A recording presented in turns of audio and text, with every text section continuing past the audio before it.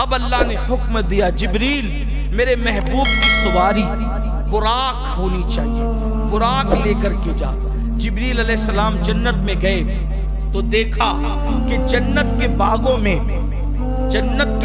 میں ہزاروں براق چر رہے تھے، جنت کے باغوں میں سب چر رہے تھے۔ ایک براق تھا جو چر نہیں رہا تھا بلکہ وہ ایک گوشے میں رو رہا تھا۔ حضرت جبریل کی نظر اسی پر پڑ گئی تو اس نے پوچھا کہ تو کیوں رو رہا ہے؟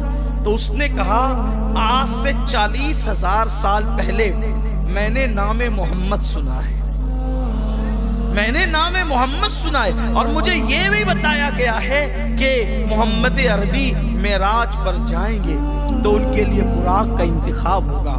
اس دن سے آج تک رو رہا ہوں ان کے عشق میں کہ اتنی بڑی بڑی اور عظمت والی براقوں میں اپنی باری کب آئے گی اور اپنا نمبر کب لگے گا، یہ تو سب شان والے لوگ ہیں، میری کب باری آئے گی۔ اللہ نے کہا جو محبوب کے لیے رویا کرتے ہیں انہی کو پھر محبوب کا قرب نصیب ہوتا ہے، رونے والوں کو قرب محبوب ہوتا ہے۔ سب چل رہے تھے، وہ رو رہا تھا، کس کے لیے؟ محبوب کے لیے، اپنے آقا کے لیے۔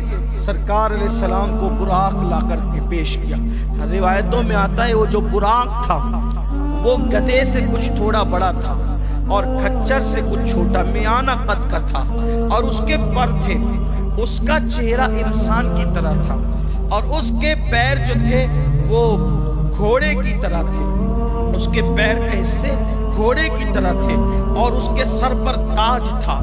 یعنی کہ اکثر جانور اور اکثر مخلوق کی شبیہ جو ہے الگ الگ انداز میں اس میں موجود تھی، اور اس کی پرواز اور اس کی طاقت اور اس کی رفتار اتنی تھی کہ وہ جب پر مارتا تھا تو جہاں پر اس کی نظر جاتی تھی اس کا پیر وہاں پر پہنچتا تھا۔ یعنی کہ ایک سیکنڈ کے اندر، یہ سمجھ لیں ایک لمحے کے اندر وہ 500 سال کی مسافت طے کرنے کی طاقت رکھتا تھا۔ اللہ تبارک و تعالیٰ نے اس کو اتنی رفتار عطا فرمائی تھی، اتنی قوت اس کو عطا فرمائی تھی۔ اب وہ براق آیا، براق آنے کے بعد حضور براق کے قریب آئے۔ جیسے جبریل نے کہا یا رسول اللہ براق پر بیٹھیں، آقا علیہ السلام نے سر جھکا لیا، آنکھوں میں آنسو آ گئے۔ سرکار نے جبریل نے عرض کی یا رسول اللہ صلی اللہ علیہ وسلم رونے کی وجہ کیا ہے؟ حضور جو اعزاز اللہ نے آج آپ کو دیا ہے وہ کسی نبی کو کسی رسول کو نہیں دیا ہے، آپ کیوں رو رہے ہیں؟ تو سرکار فرماتے ہیں جبریل رونا اس لیے آ رہا ہے کہ میں اپنے رب کی بارگاہ میں جا رہا ہوں تو میرے اللہ نے میرے لیے کتنی خوبصورت سواری کا انتظام کیا ہے۔ جب میری امت اللہ کی بارگاہ میں میدان محشر میں آئے گی تو وہ کیسے آئے گی؟ مجھے ان کا آنا یاد آتا ہے، مجھے ان کا تڑپنا یاد آتا ہے، مجھے ان کا بلکنا یاد آتا ہے۔ ابھی میرے آقا رونے لگے، اللہ کی طرف سے ندا آئی محبوب غم نہ کر، آج غم کی رات نہیں ہے پیارے حبیب، غم نہ کر میرے محبوب، جس کو ہم پسند کریں گے جو ہمیں راضی کر لے گا اس کے لیے بھی ہم براق کا انتظام کریں گے، اور آپ کے امتی میدان محشر میں جب آئیں گے تو ان کو بھی براق پہ سوار کر کے لایا جائے گا۔ حضور علیہ السلام خوش ہو گئے۔ اب میرے آقا سے عرض کیا گیا سرکار براق پر بیٹھیں۔ جب میرے آقا علیہ السلام براق پہ بیٹھنے لگے تو براق جو ہے وہ مچلنے لگا۔ حضرت جبریل امین نے اس کو کہا کہ شان والے نے آج تجھ پہ سواری کرنا ہے، تو رو رہا تھا، اب تو بدکتا کیوں ہے؟